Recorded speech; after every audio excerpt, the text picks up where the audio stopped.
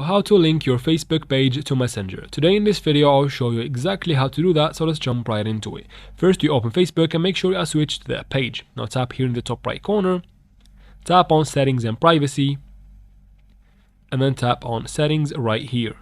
From here, tap on Page Settings, and then tap on Privacy. From this screen, tap right here under Messaging and make sure this is set to On, and that is for the first step. The second step, go back to your menu, scroll to the top and tap on your profile to go, of course, to your page profile. Now from here, tap on the three dots right here and then tap on Edit Action button. Tap on Edit Buttons, make sure to select the Message button and don't forget to save by tapping here in the bottom. And just like that, you should be good to go. You have linked your page to the Messenger. And that is it for this video, guys.